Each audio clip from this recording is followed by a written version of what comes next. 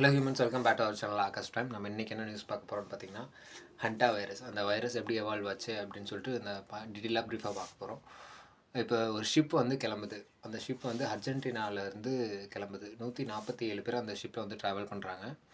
அந்த ஷிப்பில் வந்து ஒருத்தர் வந்து இறந்து போகிறாரு. என்னைக்குன்ட்டு பார்த்தீங்கன்னா அந்த ஷிப்போட நேம் வந்து பார்த்தீங்கன்னா எம்வி ஆண்டிஸ்ன்னு சொல்லிட்டு அந்த ஷிப்போட நேம்.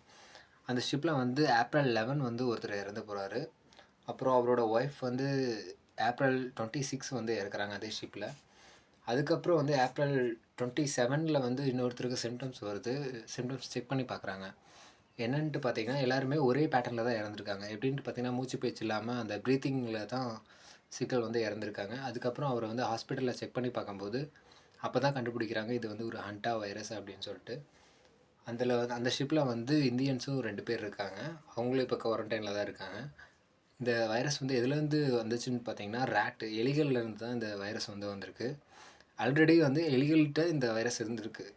ரொம்ப வருஷமாகவே அந்த எலிகளுக்கு உண்டான ஒரு டிசீஸ்னு வச்சுக்கோங்களேன். அந்த டிசீஸ் வந்து இப்போ மனிதர்கள் மேலேயும் அட்டாக் ஆகிருக்கு. இது வந்து ஸ்ப்ரெட் ஆகுது. ஒருத்தர்கிட்டேருந்து இன்னொருத்தர்கிட்ட வந்து ஈஸியாக ஸ்ப்ரெட் ஆகுது. என்ன ஒரு விஷயம் என்னென்னு பார்த்தீங்கன்னா, கொரோனாவை விட இது வந்து ரொம்ப இன்ஃபெக்டிவாக இருக்குதுன்னு சொல்கிறாங்க. அந்த ஷிப் வந்து அப்புறம் May 6 வந்து இது வரைக்கும் இந்த வைரஸ்னால 3 பேர் இறந்துருக்காங்க. May 6 வந்து அது வரைக்கும் யாருமே டாக் பண்ணுறதுக்கு இந்த ஷிப்புக்கு பர்மிஷன் கொடுக்கல எந்த நாட்டிலையுமே.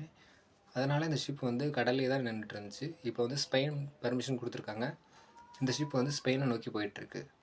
இந்தியன்ஸ் 2 பேர் அந்த ஷிப்பில் இருக்காங்க. அவங்களும் குவாரண்டைனில் தான் இருக்காங்க. முடிஞ்ச அளவுக்கு எல்லோரும் க்ளீனாக இருங்க.